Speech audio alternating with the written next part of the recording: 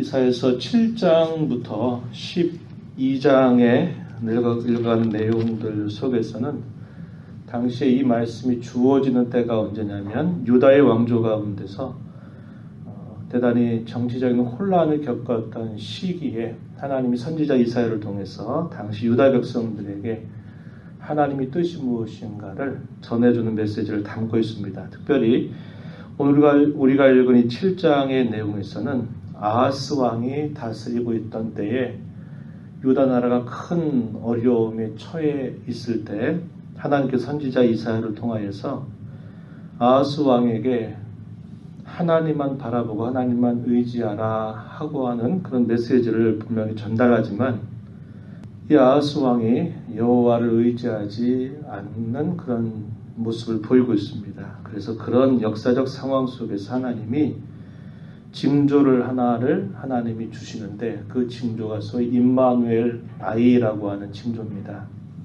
그 아이가 낳는 일과 함께 한편으로는 구원이 있고 한편으로는 또 심판이 주어지게 될 일들을 이 메시지를 통해서 전달합니다. 이것이 우리가 마태복음 1장에 가면 훗날에 메시아께서 이 땅에 탄생하실 때 임마누엘 처녀가 잉태하여 아들을 낳으리니 그 이름을 예수라 하라 하는 그 메시지가 여기에서 인용되고 있다라는 것을 우리는 기억하고 있습니다. 오늘 우리가 읽은 본문 1절 말씀에 보면은 우시야의 손자 요담의 아들 우시야 왕, 요담 왕, 아하스 왕, 히스기야 왕 네 왕이 활동하였던 때에 선지자 이사야가 긴 시간 동안 말씀을 전했다라는 것을 우리가 생각했었는데요. 우시야가 죽던 해에 그가 선지자로 부름을 받았고 요담이 다스리다가 요담의 뒤를 이어서 아하스가 왕이 되던 때 이때가 예수님 오시기 전 735년 정도가 됩니다. 북조 이스라엘 나라가 멸망한 때가 722년 정도가 되니까 아하스 왕이 다스리고 있던 때에 실제적으로 북조 이스라엘 나라는 아수르 나라에 의해서 멸망하게 되죠. 그런데 멸망하기 전에 북이스라엘 나라하고 당시 아람 나라 왕이 서로 동맹을 맺어서 유다 백성들을 치는 사건이 있게 됩니다. 동족을 친 것이죠. 동족을 치는데 이방의 나라와 함께 손을 잡고서 유다 나라를 침공을 했습니다. 1절에 뒤에 가서 보면은 이렇게 표현했죠. 아람의 르신 왕, 르말리아의 아들 이스라엘의 베가 왕, 이 르신 왕과 베가 왕, 이스라엘 왕과 아람 왕이 올라와서 예루살렘을 쳤으나 능히 이기지 못했다. 이렇게 표현했습니다.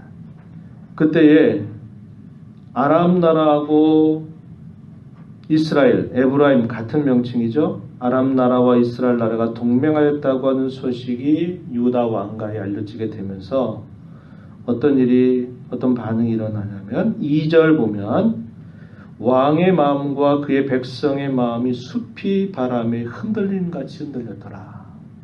얼마나 두려운 마음이 들었는가 하는 것을 보여주고 있습니다. 왕도 그러하고 유다의 백성들 또한 대단히 두려움 가운데 휩싸게 됩니다. 그들의 마음이 마치 숲이 바람이 불면 이렇게 흔들리는 것처럼 그들의 마음이 그렇게 흔들렸다. 이렇게 표현하고 있습니다. 그때 하나님께서 선지자 이사야를 불러서 이 선지자의 아들이었던 스알 야숲이라고 하는 아들을 데리고 너는 가서 아하스 왕을 만나서 이렇게 말해라. 이렇게 전달합니다. 이스라엘 야숲은 이사야 선지자의 자식 이름이죠. 그와 함께 가서 이렇게 아하스에게 말하라고 한 겁니다. 4절 보세요. 너는 삼가며 조용하라. 르신과 아람과 르말리아의 아들이 심히 노할지라도 아무리 동맹해서 너희를 친다 할지라도 이들은 연기나는 두 부직갱이 그루터기에 불과하다. 그러니 두려워하지 말고 낙심하지 말아라. 이런 메시지를 아하스에게 전달합니다. 그러면서 7절 가서 보시면은 주 여호와의 말씀이 그 일은 서지 못하며 이루어지지 못하리라. 당시 아수르 나라가 대단히 강성한 때였습니다. 그러니까 아람 나라와 이스라엘 나라가 위기감을 느끼고 서로 동맹했고 그 동맹에 유다까지도 함께 참여하기를 원했습니다. 그런데 유다가 아람과 이스라엘의 손을 잡지 않아요. 그러니까 이 유다 나라를 치려고 한 겁니다. 근데 그 일이 하나님 앞에 그 일이 서지 못한다 이렇게 표현했어요. 이루어지지 못한다. 이 말은 아람 나라 왕과 그리고 북이스라엘 나라 왕이 동맹해서 유다를 친다 한들 그들의 모든 계획이 이루어지지 못할 것이다. 이렇게 하시는 하나님의 말씀이었습니다. 심지어는 이 아람 나라 그리고 이 에브라임 같은 경우에 어떤 메시지가 그들에게 전달되냐면 8절에 보세요. 아람의 머리는 다메섹이요 다메섹의 머리는 르신이며 65년 내에 에브라임이 패망하여 다시는 나라를 이루지 못할 것이다. 아까 734년에서 722년에 이스라엘 나라가 패망하니까 불과 한 12년 정도가 지나고 나서 실제로 북이스라엘 나라가 아수르에 의해서 패망하게 됩니다. 그게 722년이에요. 그런데 여기 보면 65년 내에 에브라임이 패망한다 그랬고 또 아람 나라 그들이 동맹해서 하는 그런 나라들도 결국 하나님의 그런 심판 가운데 놓이게 될 것이다. 이렇게 말씀을 하고 있는 겁니다. 북쪽 이스라엘 나라가 722년에 거의 다 포로로 끌려가게 됩니다. 아수르의 포로로 끌려가게 되고 거기로부터 약 한 50여 년 정도가 지나고 난 다음에 어떤 일이 생기냐면 끌려간 이스라엘 땅에 누가 오냐면 외국의 다른 타 민족들이 들어와서 완전히 그 땅을 채워버리게 되는 일이 따라옵니다. 그래서 완전히 이스라엘 나라가 역사 속에서 패망하게 되는 그런 사건이 이루어지게 돼요. 그래서 여기 65년 내에 에브라임이 패망하여 다시 나라를 이루지 못할 것이다 라고 하는 메시지를 전달하고 있습니다. 9절 말씀해 보세요. 만일 너희가 굳게 믿지 아니하면 너희는 굳게 서지 못하리라 이렇게 말씀합니다. 굳게 믿지 아니하면 뭘 믿지 아니하면 말하는 겁니까? 하나님께서 선지자 이사야를 통해서 주시는 그 말씀을 굳게 믿고 주님을 의지하지 않는다면 너희는 굳게 서지 못할 것이다. 이 메시지를 아하스 왕에게 전달한 것입니다. 그러면서 하나님께서 아하스 왕에게 내가 징조를 구해라. 내가 이 약속이 분명히 임하게 될 것을 내가 확증시켜 줄 터이니 네가 한번 징조를 구해봐라. 이렇게 하나님께서 말씀하셔요.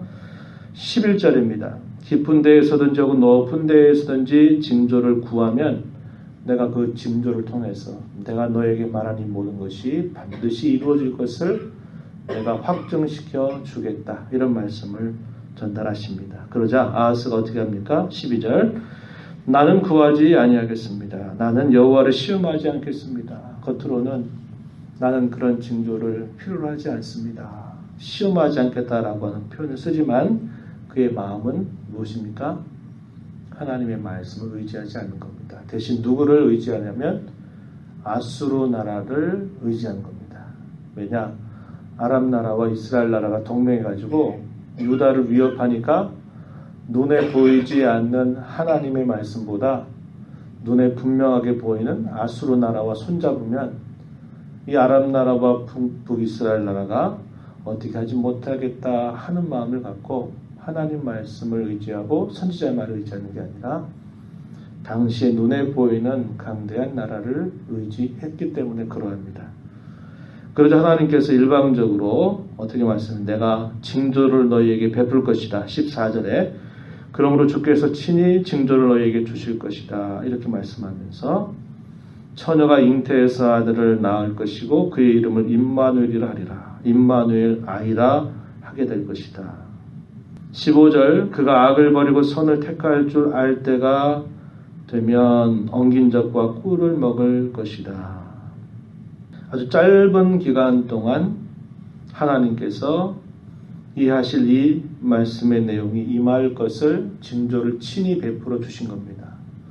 아하스는 구하지 아니했어요. 그런데 하나님께서 징조를 주시는데 젊은 처녀가 아이를 낳고 아이를 낳은 지 얼마 되지 않을 때 이 일들이 실제로 임하게 될 것을 말씀하시고요. 이 아이가 조금 자라게 되면 어떻게 될 것인가 말씀하기를 엉긴 젖과 꿀을 먹을 것이다 이렇게 표현했습니다. 엉긴 젖과 꿀을 먹는다 이 말은 형편이 대단히 안 좋아진다라는 것을 표현하고 있는 그런 말씀입니다.